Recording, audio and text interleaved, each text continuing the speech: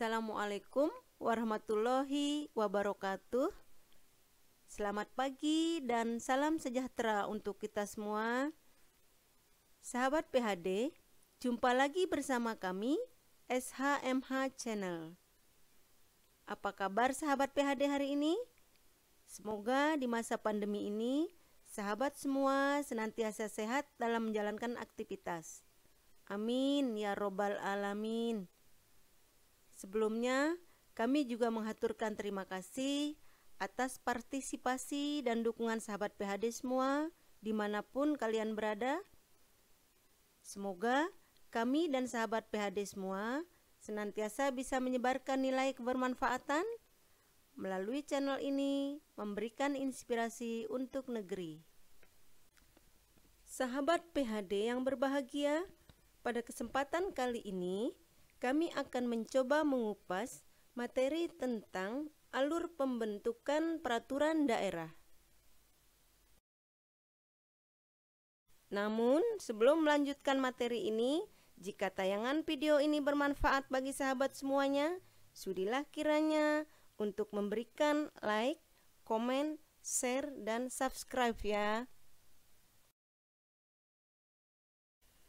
Berikut adalah alur pembentukan peraturan daerah.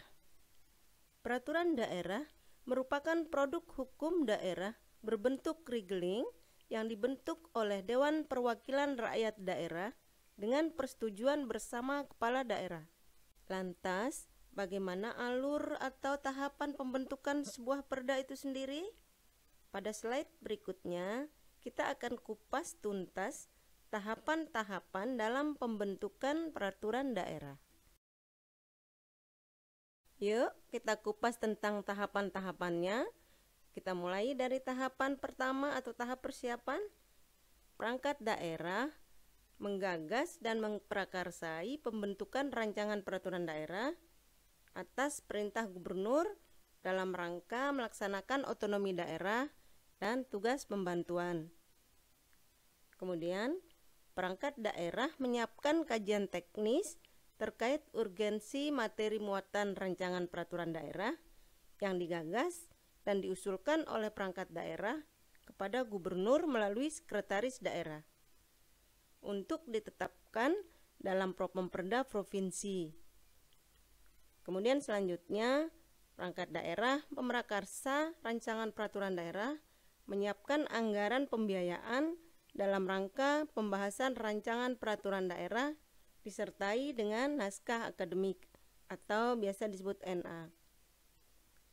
Selanjutnya, perangkat daerah membentuk tim penyusun rancangan peraturan daerah yang ditetapkan dengan keputusan gubernur. Berikutnya, perangkat daerah pemrakarsa rancangan peraturan daerah melakukan rapat-rapat pembahasan dengan tim penyusun dalam rangka menyusun jadwal pembahasan dan persiapan-persiapan lainnya di bawah koordinasi perangkat daerah yang membidangi hukum atau biro hukum. Sahabat PHD, berikutnya kita masuk ke tahap pembahasan. Alurnya sebagai berikut. Pertama, perangkat daerah pemrakarsa rancangan peraturan daerah melakukan pembahasan naskah akademik dan rancangan peraturan daerah bersama tim penyusun mulai dari pembahasan awal sampai dengan pembahasan final di bawah koordinasi biro hukum.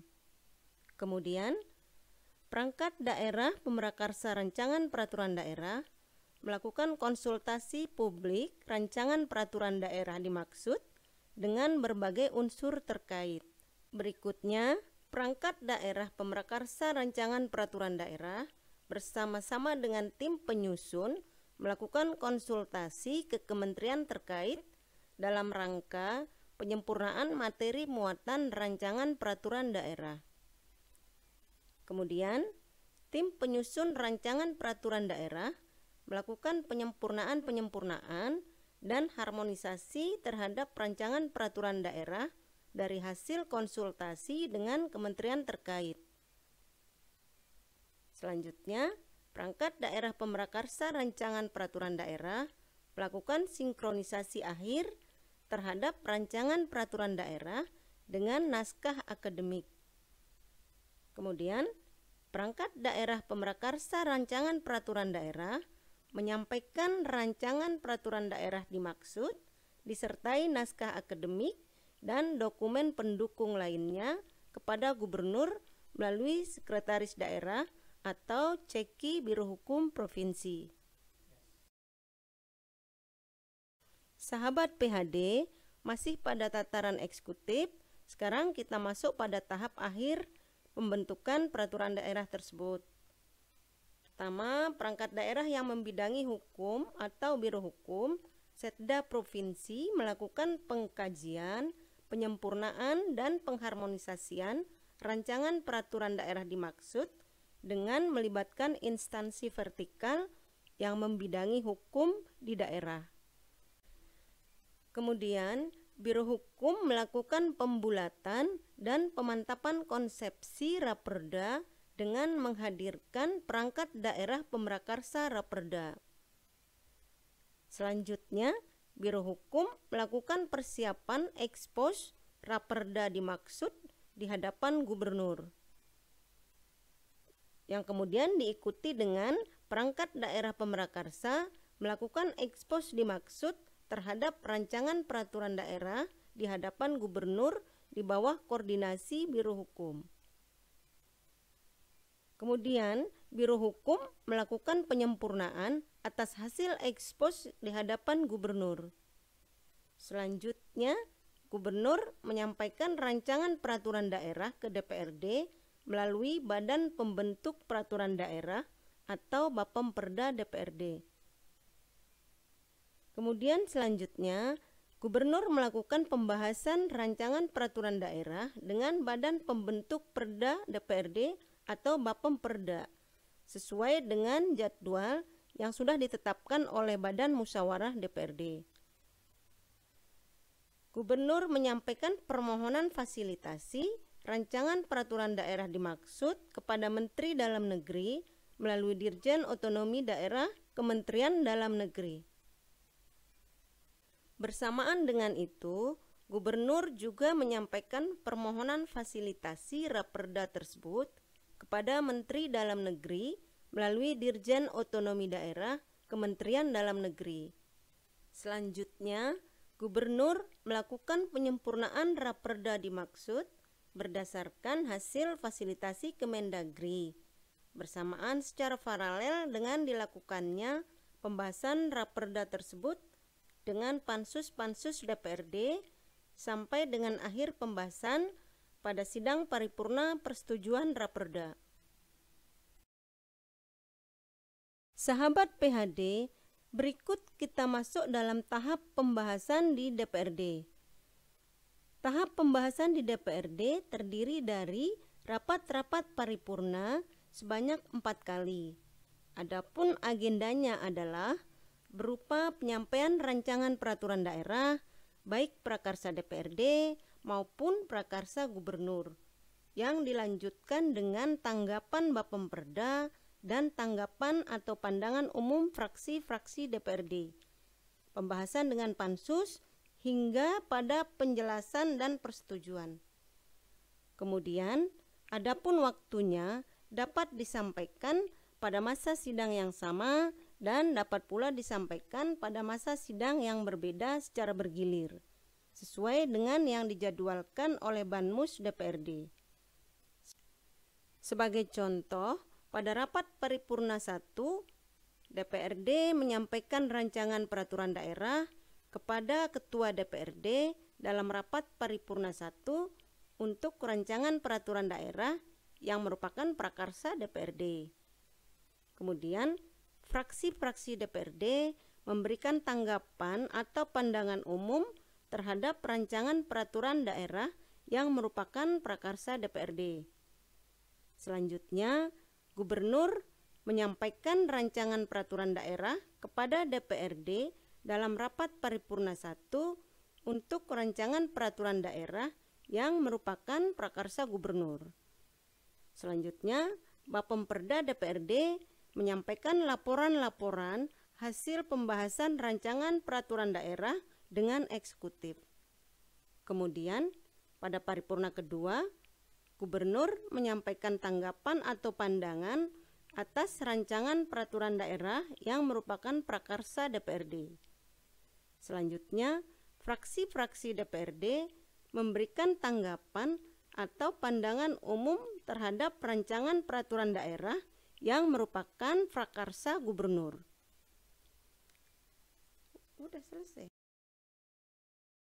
Selanjutnya, pada paripurna ketiga, DPRD menyampaikan jawaban atas tanggapan atau pandangan Gubernur terhadap rancangan peraturan daerah yang merupakan prakarsa DPRD.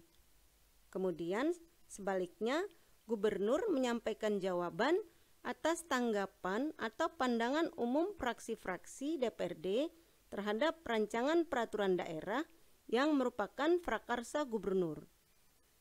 Kemudian, dilanjutkan dengan pembentukan pansus-pansus DPRD dari gabungan komisi-komisi DPRD sebagai alat kelengkapan DPRD yang akan melakukan pembahasan rancangan perda, baik yang diprakarsai oleh DPRD maupun yang merupakan prakarsa Gubernur. Selanjutnya, masih dalam paripurna ketiga, agenda-agenda yang juga dilaksanakan bersama pansus-pansus DPRD adalah Gubernur yang dalam hal ini diwakili oleh Biro Hukum dan perangkat daerah pemrakarsa Raperda melakukan pembahasan-pembahasan rancangan peraturan daerah dimaksud dengan pansus-pansus DPRD.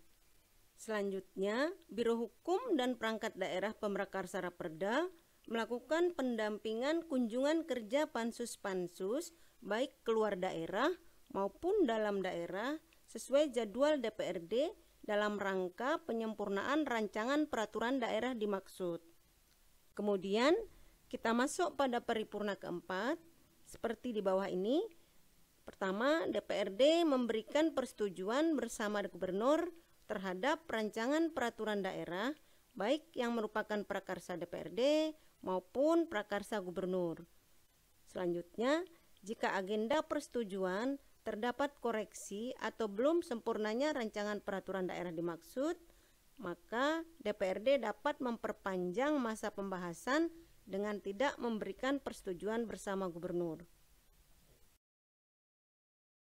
Sahabat PHD yang berbahagia, berikut kita masuk pada tahap akhir pembentukan peraturan daerah.